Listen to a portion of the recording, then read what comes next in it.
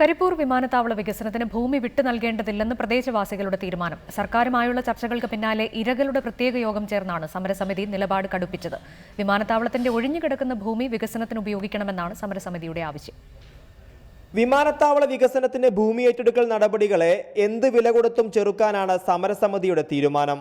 Airport authority നൽകിയ രൂപരേഖ അംഗീകരിച്ചാൽ കൂട്ടമായുള്ള കുടിയൊഴിപ്പിക്കലിനാകും കളമൊരുങ്ങുക. 700 വീടുകൾ നഷ്ടപ്പെടുമെന്നാണ് സമരസമിതിയുടെ കണക്കുകൾ. റൺവേയുടെ കിഴക്ക് ഭാഗത്ത് ഒഴിഞ്ഞുകിടക്കുന്ന 65 ഏക്കർ ഭൂമി വികസനത്തിന് ഏറ്റെടുക്കണം. കൂടുതൽ കണക്ഷൻ ഫ്ലൈറ്റുകളുടെ സേവനം ലഭ്യമാക്കണം. കണ്ണൂർ വിമാനത്താവളം യാഥാർത്ഥ്യമാകുന്ന സാഹചര്യത്തിൽ കുടിയൊഴിപ്പിച്ചുള്ള വിമാനത്താവള വികസനം അനാവശ്യമാണെന്നാണ് സമരസമിതിയുടെ നിലപാട്. നമുക്ക് ബോംബെ എയർപോർട്ടിന്റെ റൺവേയുടെ ലെങ്ത് തന്നെ 9500 അടി, അത് അതിനേക്കാൾ 50 അടി ജാസ്തിയത്. പിന്നെ ടേബിൾ ടോപ്പാണ്, ചില വിഷയങ്ങളൊക്കെ ഉണ്ട്.